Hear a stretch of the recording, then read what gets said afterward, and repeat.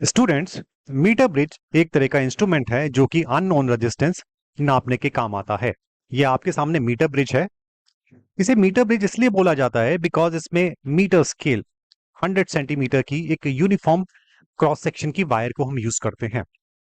अब मैं आपको यूनिफॉर्म क्रॉस सेक्शन वायर का क्यों बोल रहा हूं, बिकॉज अगर वायर का क्रॉस सेक्शन एरिया, जैसे मान लिया दिस इज अ वायर, अगर इसका क्रॉस सेक्शन एरिया यूनिफॉर्म नहीं होता, कहीं से कुछ मोटी है, कहीं से ये पतली है, तो इन दैट केस जो इसका रेजिस्टेंस है अलोंग इस लेंथ वो कम ज्यादा हो जाएगा। तो इसीलिए हमें एक वायर लेनी है जिसका लेंथ 1 मीटर या 100 सेंटीमीटर होगी and that is of uniform cross section area, ताकि इसका जो रेजिस्टेंस है अलोंग इस length, that is resistance per unit length, should be constant, ये सेम रहे।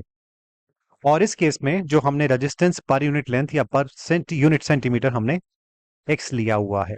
तो ये जो वायर है यहां से लेके यहां तक, या पॉइंट ए से पॉइंट बी तक, ये 100 सेंटीमीटर की वायर है और जिसका resistance per unit centimetre is X ohm per unit centimetre है।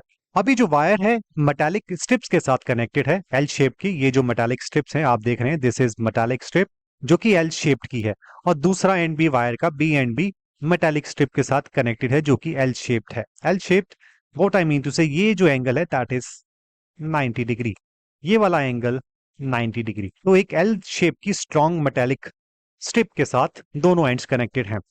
और ये जो दोनों स्ट्रिप्स हैं इनके बीच में हमें दो गैप्स देखने को मिलते हैं। एक गैप ये रहा, एरो से रिप्रेजेंट किया, और दूसरा गैप ये।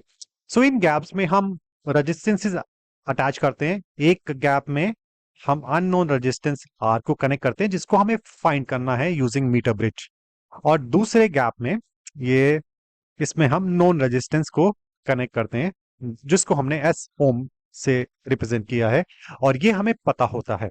तो इस तरीके से ये मेटालिक स्ट्रिप्स अननोन रेजिस्टेंस और नॉन रेजिस्टेंस के साथ कनेक्टेड होती हैं, जबकि इनका दूसरा एंड ए और end B 1 metre wire length के साथ कनेक्टेड होता है जिसका यूनिफॉर्म क्रॉस सेक्शन एरिया है। अब आगे बढ़ते हैं। इस गैप के बीच में एक मेटालिक स्ट्रिप हमें और देखने को मिलती है। ये देखिए, ये मेटालिक स्ट्रिप है, ये देखने को मिलती है, और इसके बिल्कुल सेंटर में पॉइंट सी, सेंटर से एक वायर गैल्वेनोमीटर के साथ कनेक्टेड होती है। दिस इज द गैल्वेनोमीटर, उसके साथ कनेक्टेड होती है। और गैल्वेनोमीटर का दूसरा एंड पॉइंट डी के साथ कनेक्टेड है, जॉकी के साथ कनेक्टेड होता है। जॉकी एक मूवेबल मेटालिक रॉड है जो कि वायर को टच करती है, उस पे हम स्लाइड कर सकते हैं। इस जॉकी को, जो कि एरो से रिप्रेजेंट किया है पॉइंट डी पर, ये मूवेबल है वायर के ऊपर। मेटालिक इसलिए होती है ताकि इलेक्ट्रिकल कांटेक्ट बना रहे वायर के साथ। और इस आर्म को सी डी, ये जो सी और डी, इसको हम गैल्वेनोमीटर आर्म भी बोलते हैं क्योंकि इसके साथ गैल्वेनोमीटर कनेक्ट होता है। जबकि ए बी को, ए और बी, इस आर्म को हम बैटरी आर्म बोलते हैं क्योंकि इस पॉइंट पे, कोई इन पॉइंट्स पे बैटरी कनेक्ट होती है। अब होगा क्या, ये की है, अभी ये की ओपन है, जैसे ही मैं इसको क्लोज करूंगा तो current will start flowing, current flow करना स्टार्ट हो जाएगा। तो क्या करते हैं, इसको हम क्लोज कर देते हैं। ये मैंने डॉट लगाया और ये क्लोज हो गया। अब जैसे ही मैंने सर्किट को क्लोज किया, the current will start flowing from positive to negative. Current इस कुछ इस तरीके से फ्लो करना स्टार्ट करेगा, और ये सर्किट क्लोज है तो यहां से बहता हुआ करंट कुछ इस तरीके से जाएगा, और कुछ करंट यहाँ गैल्वेनोमीटर में भी जाएगा, और गैल्वेनोमीटर में हमें डिफ्लेक्शन देखने को मिलेगी। गैल्वेनोमीटर में हमें कुछ डिफ्लेक्शन देखने को मिलेगी क्योंकि इस आर्म में भी करंट जा रहा है। अब हम क्या करेंगे, जो हमारा मूवेबल आर्म है दैट इज जॉकी, इसको हम स्लाइड करेंगे left to right, left to right, धीरे धीरे स्लाइड करेंगे, और जहां पे हम देखेंगे गैल्वेनोमीटर की डिफ्लेक्शन नल हो गई है, मतलब कि अब जो गैल्वेनोमीटर की जो डिफ्लेक्शन है उसमें जीरो, नीडल जीरो पे शो कर रही है, यानी कि इसमें से कोई करंट फ्लो नहीं कर रहा। तो इस पॉइंट पे ये हमारा मीटर ब्रिज बैलेंस हो जाएगा, गैल्वेनोमीटर से कोई करंट फ्लो नहीं कर रहा, जीरो करंट। तो ये पॉइंट हमारा बैलेंस, ये नल पॉइंट कहलाता है, और इस पॉइंट पे metre bridge is balanced, metre bridge हमारा बैलेंस हो जाएगा। और इस पॉइंट पे हम रुक जाएंगे और रीडिंग को नोट करेंगे ए से डी तक। ये जो लेंथ है इसको हम रोड नोट करेंगे कि लेंथ कितनी आई, एल सेंटीमीटर, और ऑब्वियसली जो दूसरी लेंथ है डीबी वो 100 माइनस एल सेंटीमीटर होगी। तो इज द ये एक सिचुएशन है जहां पे हमारा मीटर ब्रिज बैलेंस हो गया। बैलेंस जब हो जाएगा उस केस में क्या होता है, उस केस में हमने लास्ट टाइम जब व्हीटस्टोन ब्रिज सीखा था, जब बैलेंस हो जाता है तो उस केस में आर बाय एस, इसकी ratio unknown resistance R divided by standard resistance S is equal to length, जो एल लेंथ है इसका रेजिस्टेंस कैसे पता करेंगे? मैंने बोला था आपका कि इस वायर का जो रेजिस्टेंस है वो है एक्स ओम पर सेंटीमीटर, एक्स ओम पर सेंटीमीटर। अब चूंकि ए से डी तक एल सेंटीमीटर है तो हम एल से मल्टीप्लाई कर देंगे, इसको एक्स कुछ इस तरीके से ले लेते हैं। तो जो एल सेंटीमीटर लेंथ जो वायर है उसका रेजिस्टेंस x इंटू एल निकल के आ गया, सो इट इज x और l, जबकि दूसरी वाली का आया x इंटू 100 माइनस एल। तो ये इस तरीके से चारों रेजिस्टेंस की R divided by X S is equal to X L divided by X 100 minus L, इनकी रेशो बराबर हो जाएगी जब मीटर ब्रिज बैलेंस हो जाएगा।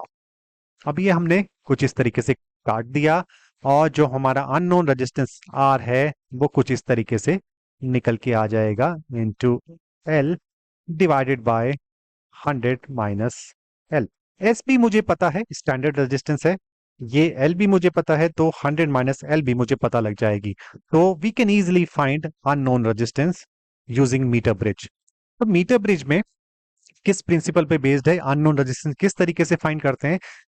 जब करंट फ्लो करता है सर्किट में तब डिफ्लेक्शन हमें देखने को मिलती है गैल्वेनोमीटर में।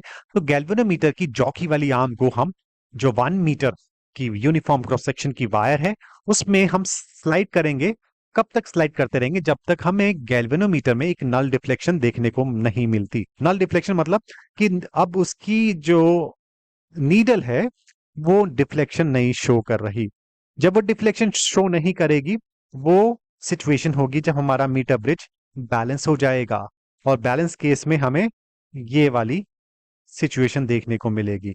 तो जब ये वैल्यूज हम, ये रेशो हम जब पुट करेंगे तो अननोन एस भी हमें पता है, ये भी हमें पता है, ये भी हमें पता है, तो we can easily find the unknown resistance R. तो आई होप स्टूडेंट्स ये आपको क्लियर हुआ होगा। अच्छा, इसके बेस पे न्यूमेरिकल भी कर लेते हैं जिससे अंडरस्टैंडिंग हमारी और बढ़ जाएगी। Problem is the null point is found at 35 centimetre from A in a metre bridge. Null point फाइंड किया गया। Null point I mean to say कि गैल्वेनोमीटर में अब डिफ्लेक्शन नहीं है, मीटर ब्रिज इज बैलेंस्ड। और वो कहाँ फाइंड किया गया? ए से, ये जो पॉइंट ए है इससे 35 सेंटीमीटर की दूरी पर, यानी कि जो ए टू डी, ये जो एल है वो हमारा 35 सेंटीमीटर निकल के आया। This is 35 centimetre. तो 100 माइनस एल हमारा आ जाएगा 100 माइनस 35, 65 सेंटीमीटर। ये भी हमें पता लग गया। The standard resistance is 10 ohm, find the unknown resistance R. Standard resistance जो एस है वो 10 ओम है, हमें अननोन रेजिस्टेंस फाइंड करना है। तो वी कैन इजीली फाइंड, इस इक्वेशन में हम अपनी वैल्यूज पुट कर देंगे। तो अननोन रेजिस्टेंस कैसे निकालेंगे? R is equal to standard resistance is 10 ohm times 35 centimetre divided by 65 centimetre. तो ये कुछ इस तरीके से हो जाएगा।